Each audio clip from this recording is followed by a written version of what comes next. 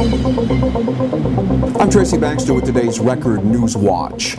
Funeral services were held earlier today in Poughkeepsie for 2-year-old Mason DeCosmo, the little boy from Milton who police say was beaten to death August 5th at the hands of his mother's boyfriend.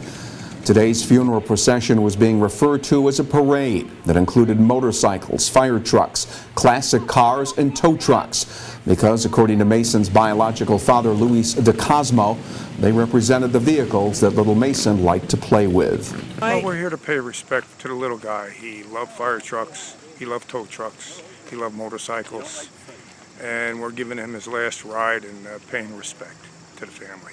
Just an ungodly tragedy, ungodly tragedy. Investigators say Mason was beaten for days by Kenneth Stolley while he babysat inside the residence at Walnut Park Lane in Milton. Stolley had moved in with Mason's mother, Catelyn Wolford, a few weeks before Mason was killed. Today's graveside service for Mason was held at St. Peter's Cemetery in Poughkeepsie. Another tragedy involving an infant in our area, this one in Sullivan County, where an overnight 2-alarm fire at a bungalow colony in the town of Liberty claimed the life of a 3-year-old boy. The blaze broke out shortly after 10 last night in a bungalow at Camp Maren Yashakel, located off Route 55. First responders, including members of the Swan Lake Fire Department, reported the structure was fully engulfed in flames when they responded to the call. The child, identified as Aaron Folman, was trapped in the building. Responding troopers were told the boy was inside and entered the building, only to be forced back by the intense smoke and flames. The child's body was later found in a back bedroom. A 5-year-old boy was treated for burns to his leg, and a state trooper and a sergeant both suffered smoke inhalation and were treated at Catskill Regional Medical Center. There are reports the bungalow did not have smoke alarms. Firefighters from Liberty, White Sulphur Springs, Monticello, Livingston Manor, along with Swan Lake, were on the scene. There was no initial word on the possible cause of the fatal fire, but the preliminary indication was that the fire was of accidental origin and not any foul play suspected. He was the target of a planned robbery involving about $1,000 worth of marijuana. And back on January 6th in the city of Newburgh, 36-year-old Jared Plant was shot during an encounter with 2 men. He drove off to escape his attackers, but his vehicle crashed near the Mount St. Mary College campus, and Plant later died from the gunshot wounds. Today, the 2 Poughkeepsie men responsible for the attack were sentenced in Orange County Court. 21-year-old Jaquel James was given a prison term of 22 years to life. He pleaded guilty to second-degree murder. An accomplice, 25-year-old Daryl Daniels, received a 5-year prison sentence for his guilty plea to an attempted second-degree robbery charge. Jared Plant's mother and stepfather spoke at the sentencing and then later outside the courthouse. I do not see him doing just 22 years. His arrogance, his attitude, as was witnessed in that courtroom, I think will be carried on into the prison, and I do not. Is it adequate?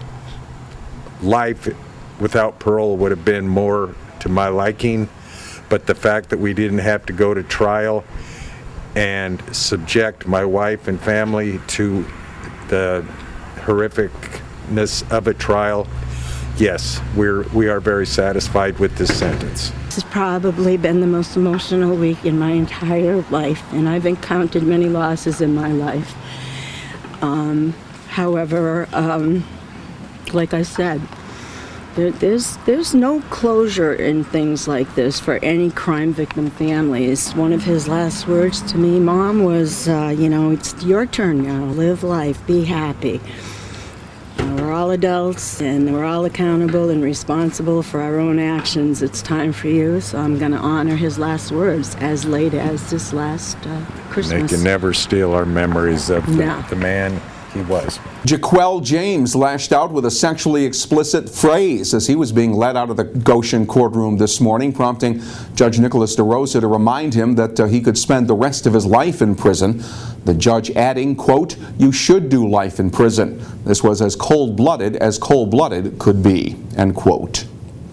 Elsewhere, a Kingston man faces a host of charges, including unlawful imprisonment, resisting arrest, and unauthorized use of a motor vehicle after he commandeered a car in an attempt to flee from police back on Friday. Kingston City Police spotted 21-year-old Adonis Schleedy, a wanted parolee, in the passenger seat of a car near Roundout Gardens. Police say when they approached, Schleedy took the driver's seat and sped off the wrong way down Hanratty Street, where he slammed into a parked car.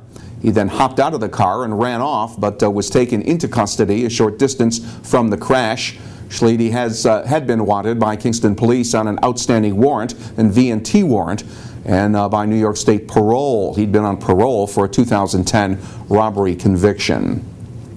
Middletown City officials are putting out the call for minority candidates to take the upcoming police department exam. City Alderman Jerry Kleiner is among those encouraging minority community members to take the exam and get placed on the civil service list so that the Middletown Police Department will become more reflective of the city's ethnic makeup.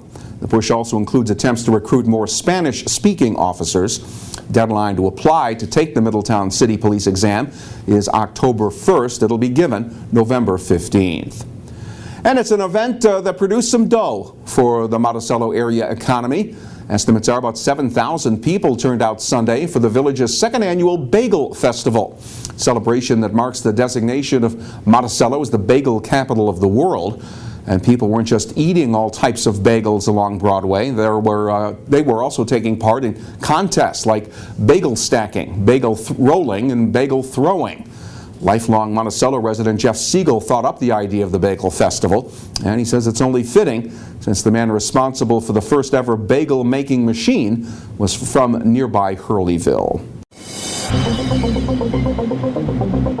We should enjoy another day of nice weather before higher levels of humidity move into the region. Tuesday will be partly sunny and pleasant with the highs up around 80 degrees. Wednesday's weather is expected to feature a mix of sun and clouds, and it'll be more humid with a chance of a late day shower or thunderstorm. Temperatures will reach the middle 80s on Wednesday. We'll get an edge on the day by starting it with the Times Herald Record, and anywhere news breaks, you will find it right here at Record Online. For Record Newswatch, I'm Tracy Baxter.